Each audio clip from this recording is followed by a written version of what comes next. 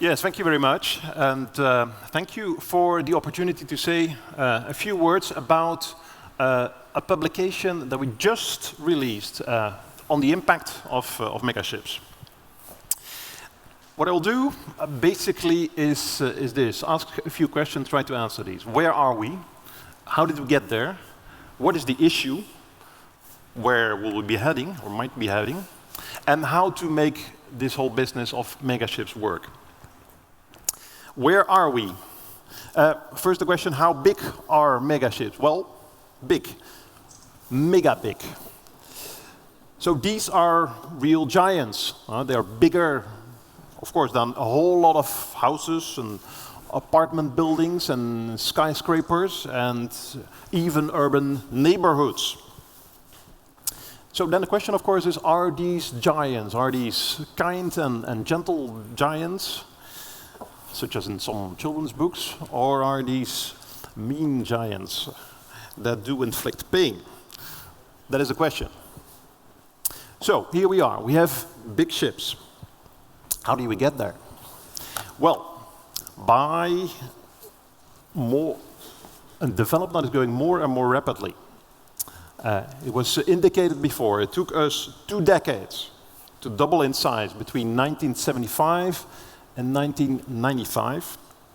It took 1 decade to go from 5,000 TU to 9,000 TUs. And now it took 1 decade to go from 9 to 19,000 TUs. And this ain't over yet. So what is the issue?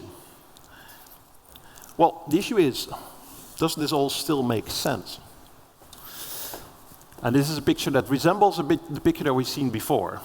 We see the seaside, we see the costs going down if vessel size go up. Then we have the land side, where the costs go up if the vessel size go up. And then we have, let's say, the curve above that, which is, let's say, the total cost for the transport chain. And the question is, where exactly are we on these curves?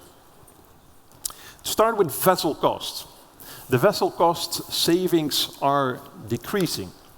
And of course, this whole process of bigger ships is driven by economies of scale that shipping lines want to realize. And this has happened. Doubling the ship size has reduced their cost with around 1/3. So that's substantial. But the savings are decreasing. Now, if you look at the different, let's say, generations of container ships, this round of upsizing of container ships has brought cost savings that are 4 to 6 times smaller than what was the previous round of upsavings. So the cost savings are becoming smaller and smaller. And that is somehow illustrated in this figure, depending on your assumptions on the age of the vessel and the speed. So then the question is, you have these ever bigger ships. Can these ships be filled? Short answer is no. Not for the moment, at least. Maybe some carriers can fill these ships efficiently, but certainly not all of them. So there is a certain disconnect between what is happening in the boardrooms of shipping lines and what's happening in the real economy. Moreover, there are alliances, partly also fueled by these bigger and bigger ships.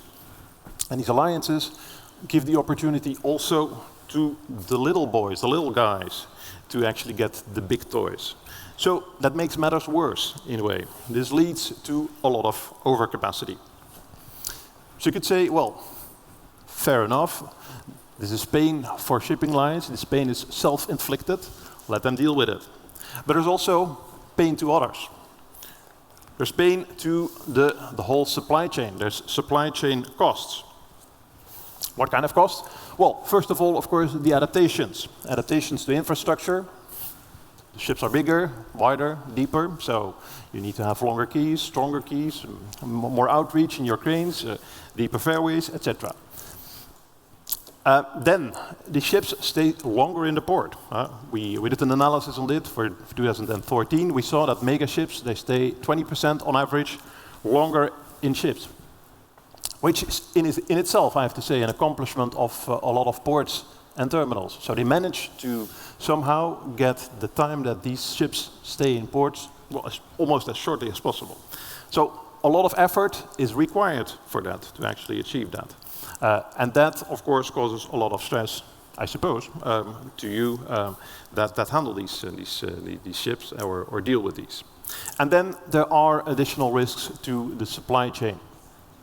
Bigger and bigger ships are becoming more difficult to insure, more difficult to salvage, and they also, in a way, increase the risks for the supply chain. The supply chain, in a way, becomes less resilient if you put more and more cargo on less and less ships that call less and less frequently in ports. And then there are the peaks. Mega ships have redefined the meaning of the word peak, you could say. Truck movements, train movements, yard occupancy, they're all related to the arrival of a megaship, as we try to illustrate with this figure. If a megaship arrives, you see suddenly a lot of trucks, a lot of trains, the yard filling up. What does that mean? Well, that means something for the utilization of the equipment.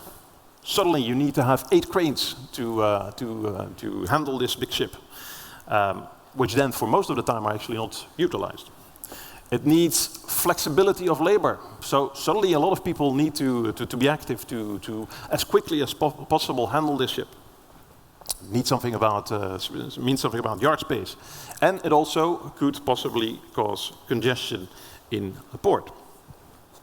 Then, back to the issue. Where are we on the curve?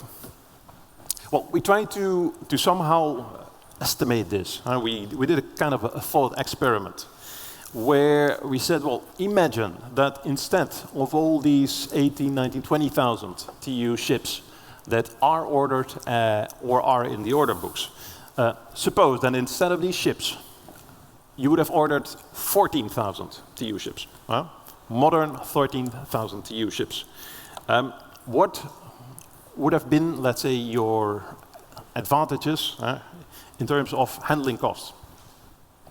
And our calculation somehow shows that, let's say, going from 14 to 19 in this way increases the land transportation cost, so the port, the terminal, the interland cost, with around $50 US per transported TEU, which I think is substantial. If you look at the freight rates for example, for Asia-Europe trade, last month it was around $400 US.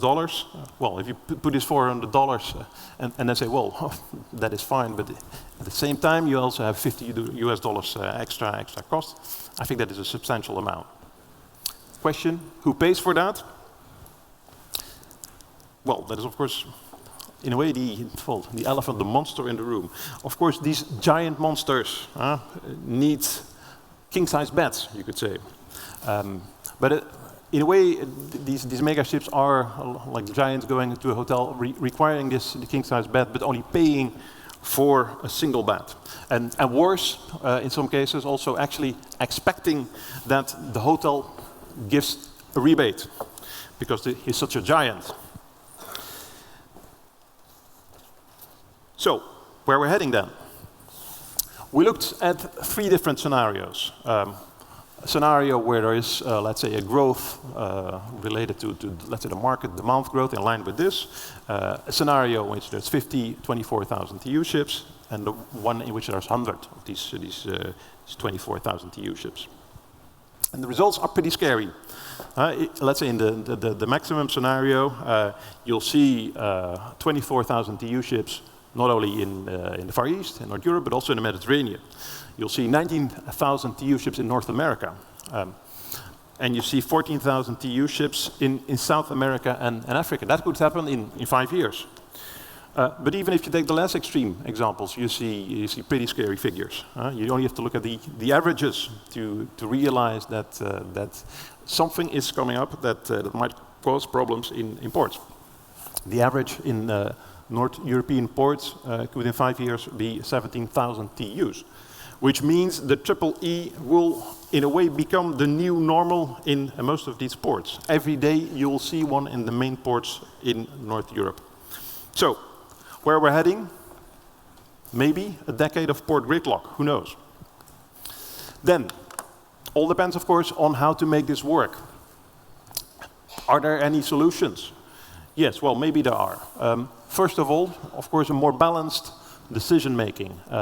Ports should certainly take into account all the public interest and see if it actually makes sense to continue accommodating these mega ships, also in the long term. Align incentives and costs to the public interest. In many cases, we've seen that ports or countries are actually subsidizing mega ships. But it's the mega ships that cause a lot of these costs as well. Then, of course, policy support for supply chain productivity. Make sure that there will be reforms that also make it possible to actually optimize the use of these ships. Collaboration at the regional level, at the port level, to also somehow be a more powerful partner vis-à-vis the shipping lines and also the terminal operators. And finally, and I think this could be a first step to actually come to, let's say, a more reasonable approach to mega ships, is a forum where liners, container shipping lines, terminals, ports, other transport actors actually come together and discuss about how to optimize these ships, how to optimize the supply chain. And I hope that our report will be a first step into that global discussion, and also maybe this discussion that will take in a few minutes. Thank you very much.